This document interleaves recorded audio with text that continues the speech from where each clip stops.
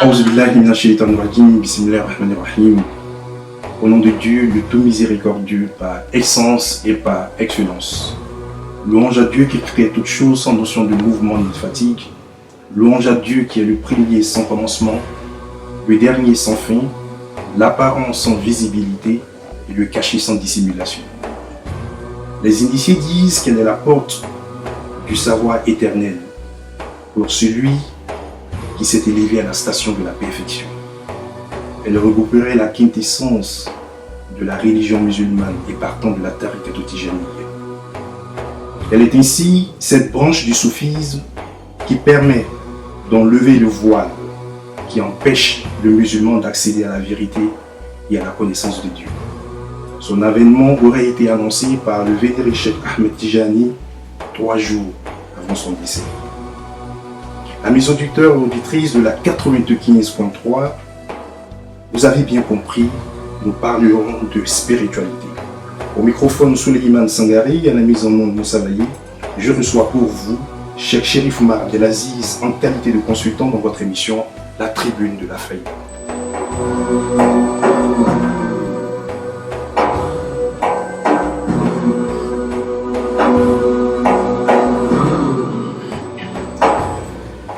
Assalamu alaikum wa rahmatullahi ta'ala wa barakatuhu, Cheikh. Wa alaikum assalam wa rahmatullahi ta'ala wa barakatuhu. C'est un véritable plaisir pour nous de vous recevoir dans notre première émission, la Tribune donc de la Faïda. Alors, je tiens à préciser pour nos auditeurs que cette première émission, dénommée la Tribune de la Faïda, se tiendra donc en 2 moments. Le premier moment va être les échanges avec le Cheikh et le deuxième moment donc sera celui des auditeurs. Donc le micro va être ouvert, le téléphone, on pourra donc appeler et poser des questions directement au Cheikh. Alors je tiens à préciser que nous sommes joignables donc au numéro 01 02 13 46 et 114. Cheikh, je réitère encore cette salutation. Salam alaikum. Wa alaikum assalam wa rahmatullahi ta'ala wa barakatuhu. Alors comme je l'ai dit tout à l'heure, nous allons aborder au cours de cette émission les grandes questions de la Faïda. Et la toute première question que je voudrais vous poser, c'est bien évidemment des questions de généralité. Qu'est-ce que c'est que la Faïda? On entend beaucoup parler de la Faïda, mais qu'est-ce que c'est véritablement la Faïda? Alhamdulillahi rabbil alamin. Wa salatu wa salamu ala al-fatih khatim hadi sayyidina Muhammadin wa ala alihi haqqa qadrihi wa miqdarihi al-azim. Wa radiyallahu ta'ala an ashabi rasulillahi sallallahu alayhi wa sallam. يا همة الشيخ احضري لنا بهذا المحضر ولتعطفي بنظرة تأتي لنا بالزفر إفاضة الملك انظري لأجزنا ولتحضري إفاضة في المحضر تأتي لنا بالزفر سبحان ربك رب العزة عما يصفون وسلام على المرسلين والحمد لله رب العالمين. Ainsi nous rendons grâce à Allah subhanahu wa ta'ala et nous bénissons sur le prophète, à savoir le prophète Mohammed sallallahu alayhi wa sallam. Et j'aimerais sur ce plateau là et dans ce studio Cheikh Hassan Ali Cissé remercier la radio Al-Faïda, remercier tous les auditeurs de la radio Al-Faïda qui nous suivent en ce moment, vous remercier vous-même El Hajj Suleiman, remercier le technicien et tout ça le fait fondre dans une grande salade à l'endroit du prophète Mohammed sallallahu alayhi wa sallam. Et je suis très très heureux aujourd'hui d'être là et pour parler de quelque chose qui les intéresse tous. Il s'agit de la spiritualité musulmane. La spiritualité musulmane, vue sur cet angle-là, on va nous donner le nom de la Faïda. L'aborder ici va nous amener à donner quand même quelques définitions de la Faïda. Alors, je vais tout de suite dire que la Faïda est un mot arabe qui tire sa source du mot Fada Yafidu Faydatan, qui veut dire couler à flot, couler à débordement. Il s'agit toujours d'un liquide qui coule à flot afin que tout le monde puisse en avoir, tout le monde puisse s'en abreuver. Il s'agit là de la littérature arabe. De la littérature arabe. Alors donc quand nous allons dans le jargon soufi, j'allais dire dans la terminologie soufi et tijanite, alors nous allons dire que la Faïda est un mot qui a été utilisé par Cheikh Ahmed Tijani lui-même quand il a dit Ta'ti Faïdatun ala ashabi حتى يدخل الناس في طريقتنا أفواجا تأتي هذه الفائدة والناس في غاية مما يكونون عليه من الضيق والشدة. Ce qui veut dire que la faïda viendra, ou une faïda viendra à médecine.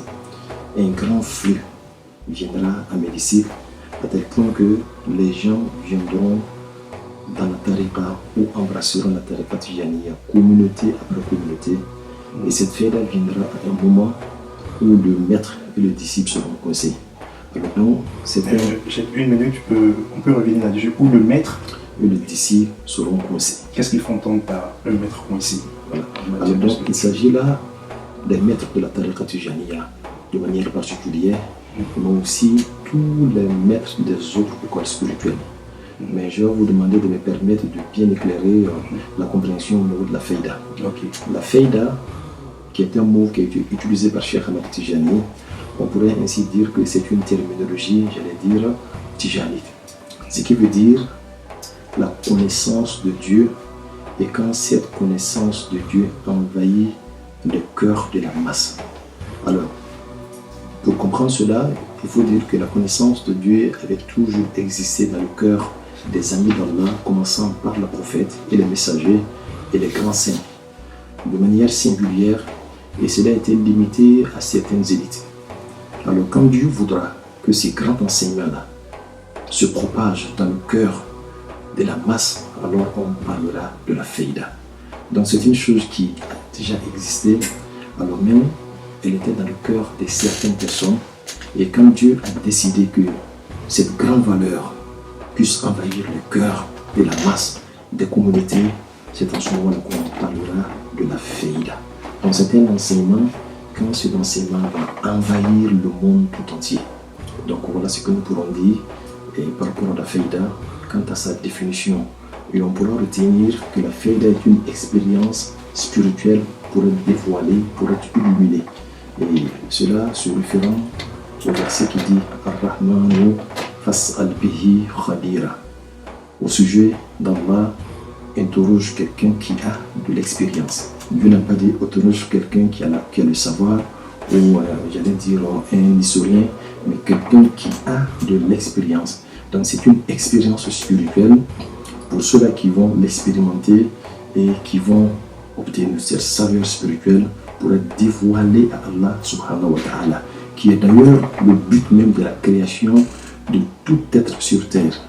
J'allais dire que tous les actes de dévotion, depuis la prière jusqu'au pèlerinage, ne sont que des successions de purification pour être dévoilés, donc pour obtenir la faïda, pour obtenir la connaissance d'Allah subhanahu wa ta'ala.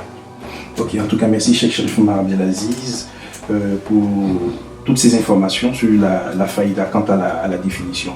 Je voudrais rebondir sur la question que j'avais posée tout à l'heure, avant de vous poser une autre. C'est un élément que vous avez signifié tout à l'heure, il s'agit du maître et du disciple. On dit qu'effectivement, cette faïda-là va arriver au moment où le maître et le disciple seront coincés. Qu'est-ce qu'il faut entendre par un maître coincé? Donc, comme vous le savez très bien, toutes les écoles spirituelles ont des conditions. Les conditions qui sont requises pour qu'une école spirituelle soit validée, c'est d'abord le maître, le disciple et l'enseignement. Alors donc, il s'agit de ce maître-là.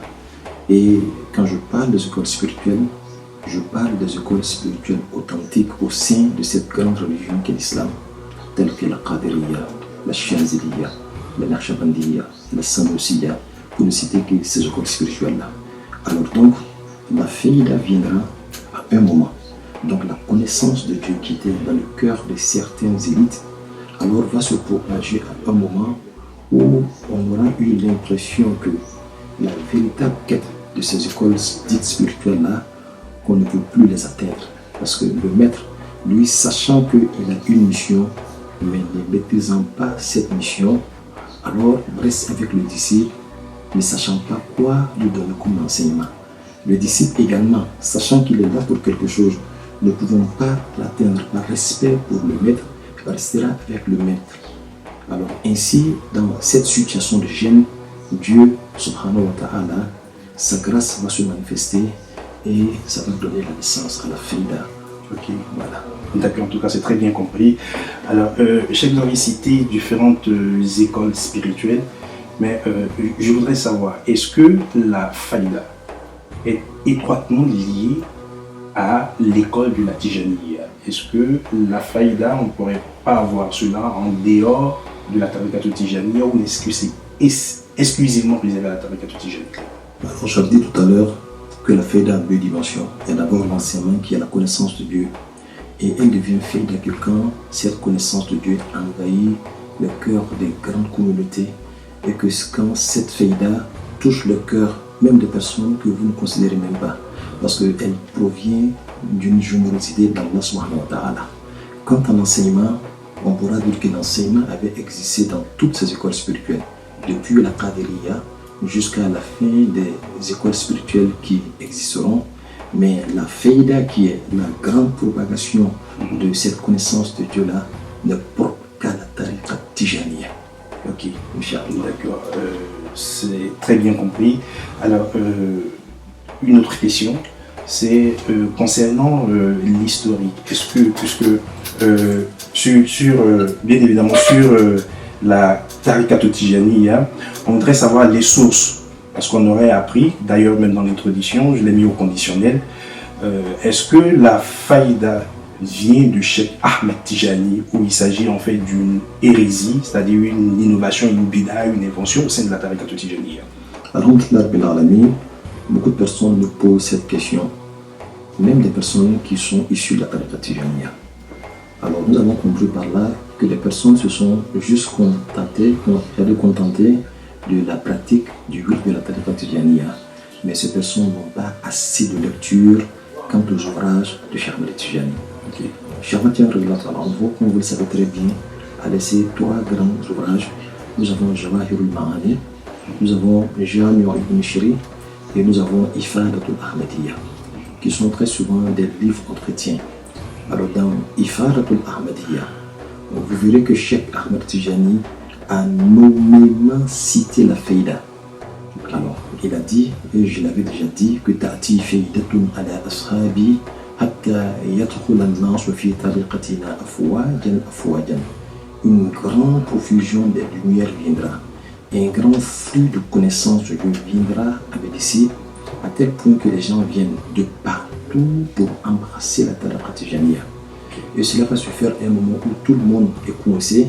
Moi je dis où le disciple et le maître est coincé, parce que quand eux ils sont coincés, c'est l'ensemble même de la galaxie des écoles spirituelles qui est coincé.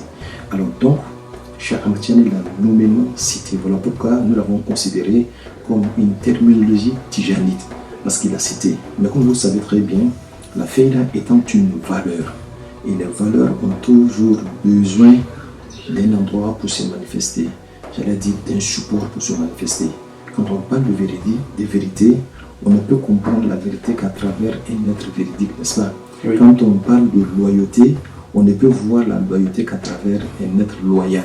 Donc la faïda, si c'est une valeur spirituelle, elle aussi, elle a besoin d'un support pour se manifester. Et le support de la faïda viendra, qui est un être humain, Inch'Allah. Et cet être-là, sans aucun doute, j'allais trop vite aller en besoin. Ah oui, mais on aura le temps de revenir sur l'identité donc du détenteur donc de la faïda. Alors, une toute dernière question avant d'ouvrir donc l'antenne, hein, disons le téléphone à nos différents auditeurs et auditrices qui nous écoutent, qui veulent vraiment bien poser des questions.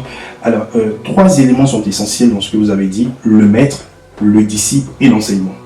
Alors, une question pour terminer, Cheikh, en une minute. Comment peut-on identifier un maître qui détient donc cette connaissance de la faïda? Alhamdulillah Rabbil Alamin. La faïda, comme je l'ai dit, est une expérience spirituelle pour être dévoilée, pour être illuminée. Quand ton maître se réclame de la faïda, alors nous n'avons seulement qu'à observer lui-même sa propre personne. Est-ce qu'il lui-même il est versé dans la connaissance d'Allah subhanahu wa ta'ala?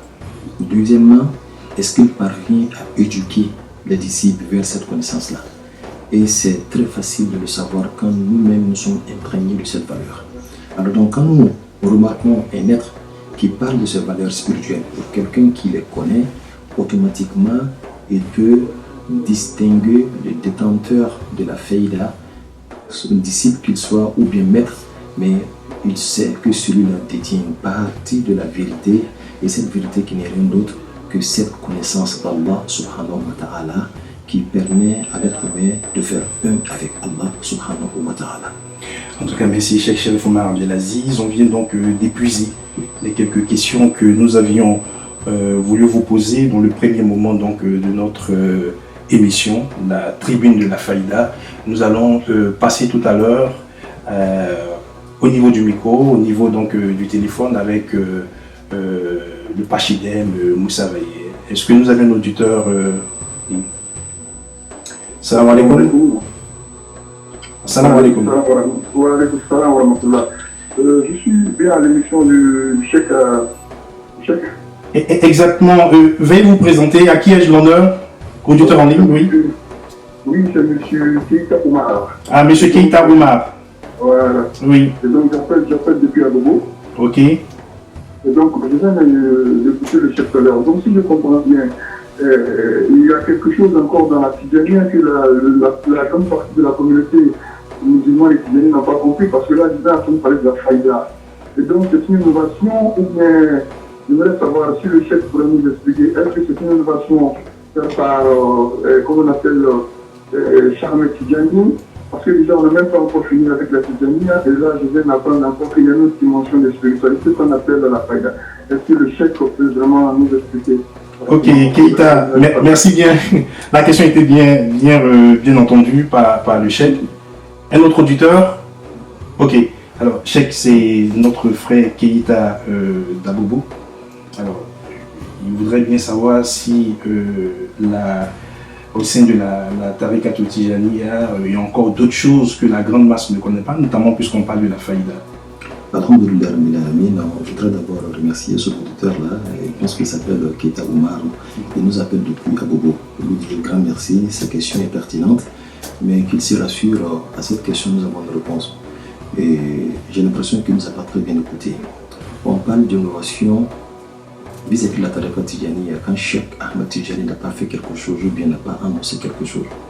J'ai dit en introduction que dans le livre Ifadatul Ahmadiyya, qui est un livre entretien de Cheikh Ahmed Tidjani, qui a été écrit par Sayyid At-Tayyib As-Soufiani. Dans ce livre-là, Cheikh Ahmed Tidjani lui-même parle de la faïda. Quand il a dit la faïda viendra à mes disciples et les gens viendront de partout pour embrasser la tariqa Tidjaniya. Et cette faïda viendra à un moment où les gens seront coincés quant à la connaissance de Dieu. Pour laquelle connaissance, j'allais dire, les gens viennent faire les écoles spirituelles. On ne vient pas vers une école spirituelle juste pour pratiquer le zikr. Le zikr est un moyen pouvant t'élever à une dimension spirituelle. Spirituelle, là s'appelle la connaissance d'Allah subhanahu wa ta'ala. Alors si une, deux, trois personnes ont pu obtenir cette connaissance d'Allah subhanahu wa ta'ala, on ne parle pas de la faïda. Mais quand la masse est abreuvé de cette connaissance-là, alors en ce moment-là seulement, on peut parler de la faïda. Et c'est à cela que le mot faïda rime. C'est-à-dire couler à flot, couler à débordement. C'est-à-dire que tout le monde a pu profiter de cela. Donc ce n'est pas une innovation. La plupart des personnes ne lisent pas les livres de la Tariqa Tidjaniya. Ils ne lisent pas Jawahir al-Ma'ani, ils ne lisent pas Jami al-Mishri. Les gens se contentent seulement que de pratiquer le wird. Alors, ce qui a créé des difficultés, c'est que très souvent, nous sommes avec des cheikhs qui eux-mêmes ne sont pas du tout informés, très informés. Alors, le disciple qui est affilié à un cheikh qui n'a pas assez d'informations sur la Tariqa Tidjaniya, il va sans dire que lui-même ne sache rien de la Tariqa Tidjaniya. Il pensera que ce qu'on lui a donné, que la Tariqa Tidjaniya ne se limite qu'à cela. Alors que Cheikh Ahmed Tidjani avait tout dit, il vous faut seulement un peu de lecture pour comprendre cela. En tout cas, Barakallahu Fik, voici. Ok. Alors, qui est à l'appareil? Oudraoud Daoud. Vous venez de quelle commune? Je viens de la commune à Tekoué. Ok, d'accord. Inch'Allah. D'accord, la question. Bon, ma question ne va pas se faire sur la faïda. Ok. Mais ma question va se faire sur la Tariqa Tidjaniya. D'accord, Voilà. on va la prendre. Allez-y, posez la question. Oui. Oui. J'aimerais savoir qui est le détenteur, le concepteur des Suratul Fatih. Le détenteur, le concepteur de Salat Fatih. Non. D'accord. Maintenant, la deuxième question. Que symbolise le tissu blanc qu'on met ensemble dans le hadra? Qu'est-ce que ça veut dire? Ok. Donc voilà mes deux questions. Et je salue le chef au passage. Vraiment, il demande à Tikara lui protège ainsi qu'à vous aussi. Ok. Vraiment, Inch'Allah. Merci, c'est vraiment gentil Odrago. Alors Odrago d'Atekoube, chef, voilà deux questions. Bon, en fait, on va la prendre. Hein. Ce sont des questions qui sont récurrentes par moment, hein, concernant donc le pain blanc quand on fait la hadra ou la wazifa. Et bien évidemment, l'autre question, c'est qui est le concepteur de la Salat al-Fatih? Alhamdulillah Rabbil Alamin, j'aimerais remercier quand même notre frère Odrago. Et comme vous l'avez dit, cette question elle est beaucoup récurrente dans les milieux. Les gens nous posent beaucoup cette question. On avait cru que les gens avaient déjà compris cette réponse à la question. Mais en même temps, comme il y a encore des gens qui n'ont pas encore compris la question, nous allons revenir sur la Effectivement, réponse. et la répétition pédagogique. Très souvent, Inch'Allah. D'accord, ok. Alors donc, il s'agit de la tariqa tijaniya et sa salat bien aimée qui est la salat al-Fatih. Les gens nous demandent d'où provient la salat al-Fatih. D'où provient la salat al-Fatih? La salat al-Fatih est une salat sur le prophète Mohammed sallallahu alayhi wa sallam. Elle est la suivante. Allahumma salli ala sayyidina Muhammadin al-Fatih lima ughliqa wal khatim lima sabaqa nasr al-haqq bil haqq wal hadi ila siratika al-mustaqim wa ala alihi haqqa qadrihi wa miqdarihi al-azim. Qui veut dire, ô Seigneur Allah, béni le sceau du prophète vers le prophète Mohammed, celui qui a ouvert ce qui était clos, celui qui a parachevé ce qui a précédé, le défenseur de la vérité par la vérité et le guide dans le droit chemin, ainsi que sur sa famille. Alors donc voici en somme, en quelques mots, le sens de la salat al-Fatih. Alors nous allons premièrement dire que toute forme de salat dont le sens est digne, il n'y a rien de contraire à l'intérieur contre l'islam, est validé d'office par l'islam. Alors, quand vous allez voir des personnes disant wa usalli wa usallimu ala sayyidina Muhammadin, alors des formules de salat même qui n'ont aucunement existé dans les livres, j'allais dire des hadiths. La salat al-Fatih a été obtenue par quelqu'un qui s'appelle Mohammed al-Bakri. Ce n'est pas Cheikh Ahmed Tijani. Non, ce n'est pas Cheikh Ahmed Tijani. La salat al-Fatih a existé bien avant Cheikh Ahmed Tijani. Et celui-là qui a parlé de Cheikh, est-ce que vous pouvez revenir sur le nom de... Il s'appelle Mohammed al-Bakri. Mohammed al-Bakri. Mohammed al-Bakri, il vivait en Égypte. Okay. Il est venu en Égypte et il est resté en Égypte.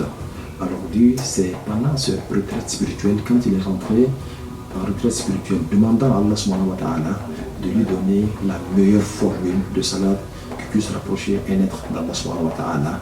Au sortir de cette retraite-là, il est sorti avec la salat al-Fatih. Et d'après lui, celui qui lit la salat al-Fatih une seule fois et qui entre en enfer, alors que cette personne le saisit devant Dieu et qu'il dise à Dieu, celui-là est un menteur.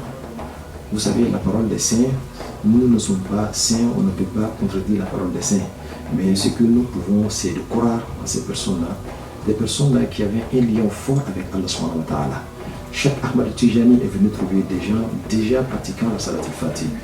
Et lui-même, le prophète Mohammed sallallahu alayhi wa sallam l'a indiqué dans la salat al-Fatih, c'est une longue histoire. Oui, très rapidement, on nous avait... Alors, on nous avait dit en fait, que Cheikh Ahmed Tijani était plutôt sur une autre salat et que le prophète en fait l'avait demandé donc de revenir d'être sur la salat. Effectivement, il avait une autre salat qui avait encore beaucoup de mérite, donc il avait abandonné la salat al-Fatih pour aller vers cette salat. Et le prophète Mohammed sallallahu alayhi wa sallam lui a recommandé pour retourner vers la salat al-Fatih. Et le prophète Mohammed lui-même lui a vanté les mérites de la salat al-Fatih. Donc un autre jour on pourra revenir là-dessus. Je vois que nous sommes un peu pris par le temps. Oui, quant à l'étoffe blanche, pour aller rapidement, que quand les Tijanites font leur wazifa étalent l'étoffe blanche, ce n'est pas le pain blanc là qu'ils adorent.